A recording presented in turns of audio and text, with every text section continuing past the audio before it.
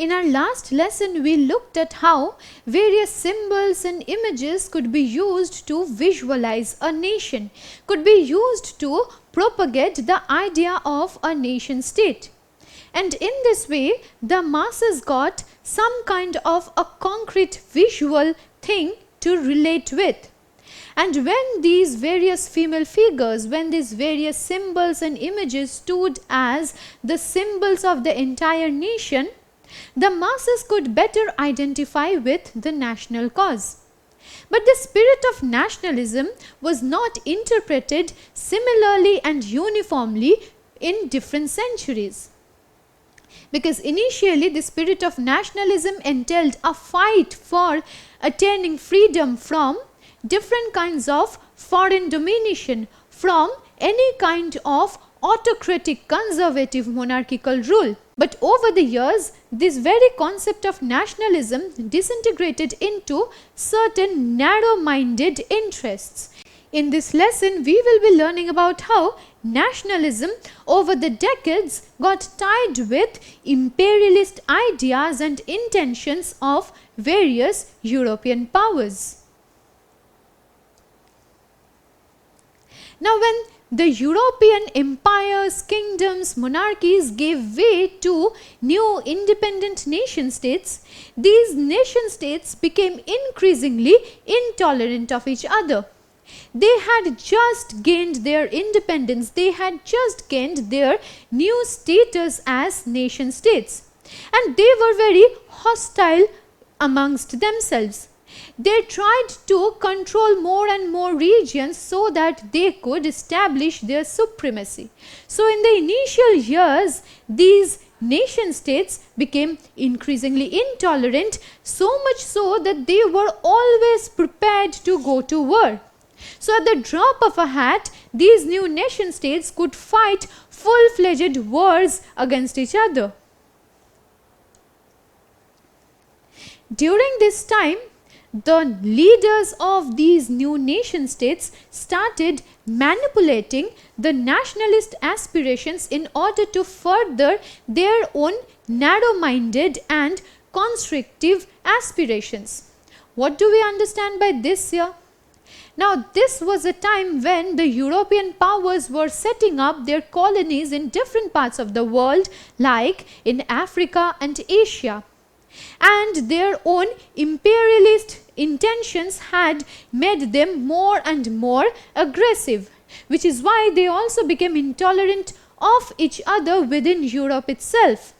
Now, because they were hostile to each other and they wanted to establish their own colonies and suppress the colonies of other European powers, they were also ready to go to war.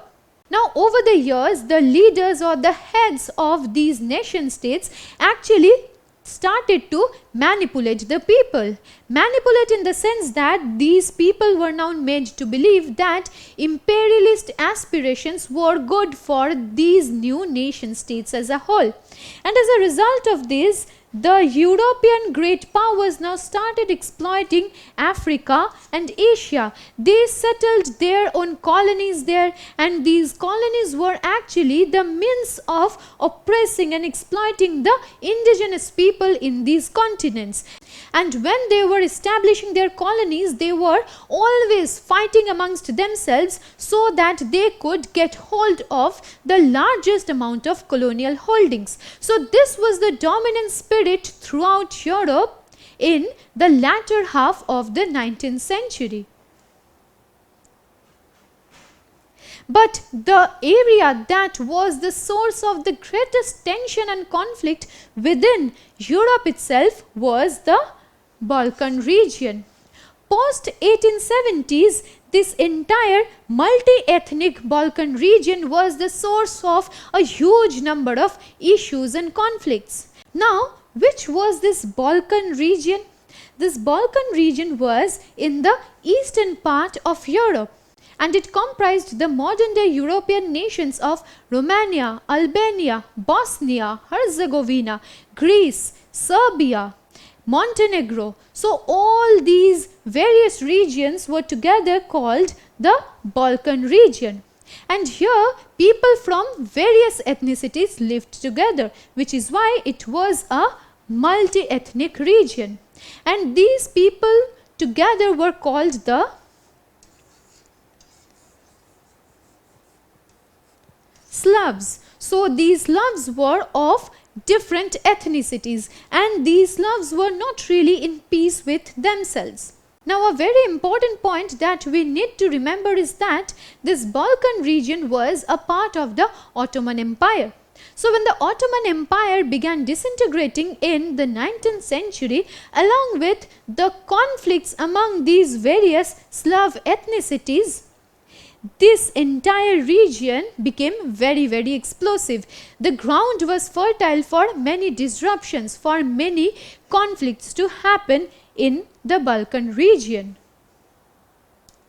Owing to the Ottoman Empire's decline as well as the ensuing instability in this region, now many of these Balkan states started declaring their own independent states throughout the 19th century. So there was a lot of chaos and anarchy in this region because all these states were fighting amongst themselves so that their own state could be as huge as possible, so that their own state could become very powerful in the region. From this, what we can understand is that this region became increasingly politically unstable because there was no one nation to be formed in this region. There were multiple ethnicities, and all these ethnic groups were suffused with their ideas of nationalism, with their versions of nationalism, which is why they wanted to assert their independence, and at the same time it often happened at the expense of the others. So there was a very stifling competition among all these states who were trying to gain hold of as much as possible in the Balkan region. But no state in the Balkan region could assert its independence on its own. For this reason, they required foreign military support, and foreign military support in the Balkan region helped in these nationalists' assertion of their independence. So let us take a look at which foreign power helped which region. First, there were the Russians who were helping the Serbs and the Bulgarians to establish their own independence, and on the other hand there was Greece receiving support from Britain, France and Russia. So Greece was here, Greece was receiving support from Britain, France and Russia, and Bulgaria and Serbia were receiving help from Russia, and in this way each of these states was trying to assert its independence. When this Balkan region was enmeshed in turmoil and turbulence and conflict, the European powers were foraging for their own lands in this region. So the strategic importance of the region made the European powers like Russia, Germany, England, France, the Austro-Hungarian Empire attempt to fill the political vacuum in the Balkan region. Why is it so? Why was this Balkan region of such great importance to these people? This is because the Balkan region was very rich in resources, and so the West European nations saw this as a very good way to extend their control in the eastern part of Europe. And if they could do so, then they could now begin to exploit the resources in this region as well as make this a site of industrial development. Now these European powers, or to be very specific, these West European powers were already struggling amongst themselves to set up more and more colonies in Africa and Asia. And when trouble brewed up in the Balkan region, they again started fighting amongst themselves so that they can keep each other under control and assert their own independence. So in this way, the disintegration of the Ottoman Empire and the consequent fight among the various states in the Balkan region now necessitated that the European powers also struggle to extend their control over the area. Here we see a political caricature of the Balkan troubles. So these various European powers like Russia, England, Germany, Austro-Hungary were trying to suppress the troubles that were happening here in this region so that these did not give birth to a huge crisis. But this is exactly what had happened in the first half of the 20th century, when a Serbian nationalist by the name of Gavrilo Princip assassinated Archduke Francis Ferdinand, who was the Austro-Hungarian heir to the throne. And when Gavrilo Princip of Serbia assassinated Archduke Francis Ferdinand, then immediately Austria now declared war on Serbia. And when Austria declared war on Serbia, Russia came to Serbia's defense. Now when Russia came to Serbia's defense to fight against Austria, Germany now entered this conflicting situation. When Germany was trying to attack Russia for helping Serbia in the fight against Austria, France also entered this war. So this is how the First World War broke out in the year 1914. So here we can see all these European powers were at each other's neck. It was like, if you touch me, I will, and then the other says, if you touch my friend, I will, and then the other says, if you touch my ally, I will, and this continued in a chain of events. So all these European powers in the course of the First World War got drawn into very severe and bitter conflict. The First World War took away the lives of so many millions of people. It ravaged the continent of Europe completely. And it was all because of the chain of alliances and diplomatic relationships that these European powers shared amongst themselves. So from this we can understand how tension in the Balkan region reached a very stifling and uncomfortable situation over the years. But this idea of nationalism as it was seen by the European nations was very different from how nationalism was interpreted in the colonies. The European powers were initially European empires, kingdoms, monarchies, and they were filled with nationalistic ideas, or rather the masses in those empires, monarchies, kingdoms were filled with nationalistic ideas so that they could overthrow the tyrannical, the despotic monarchical rules. And over the years, nationalism was in tandem with the idea of the formation of nation states. So this is an idea that we have been tracing in the course of these lessons on rise of nationalism in Europe. But in the East, nationalism was interpreted very differently. In the East, nationalism was all about getting freedom from outsiders.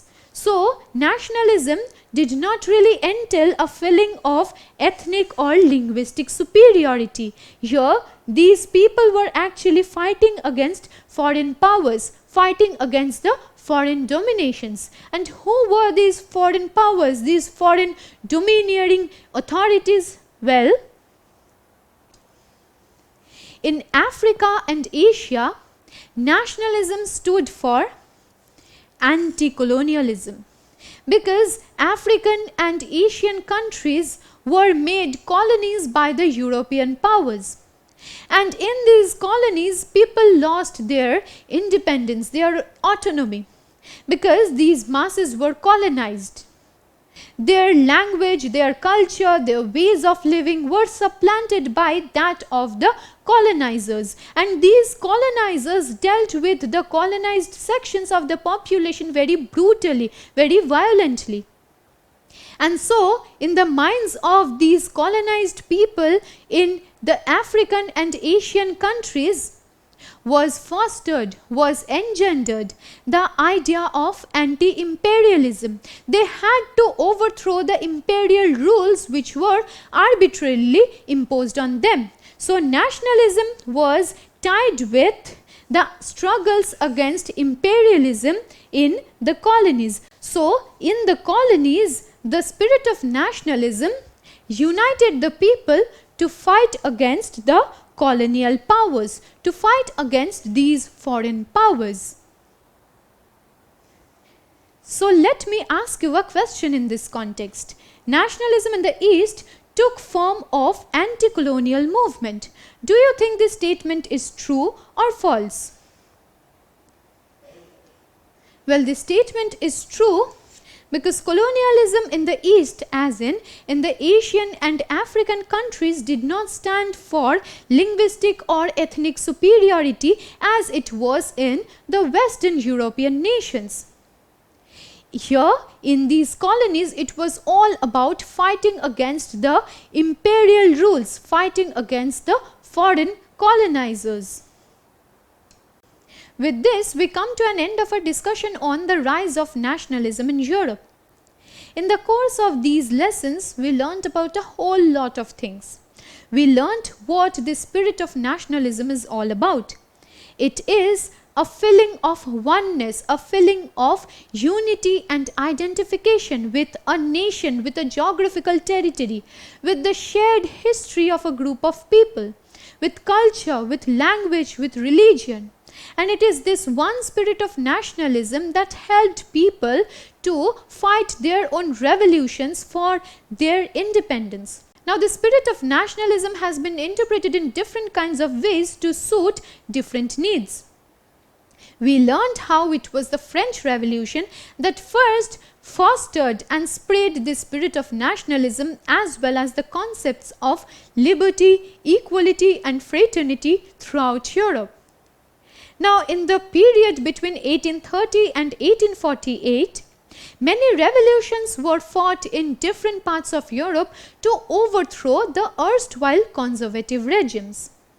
And after this period, many nations were taking birth. So we learnt about the Italian unification or the German unification, to be specific. And then we also talked about how these revolutionaries played a very crucial role in spreading the hope of a new dawn among the masses.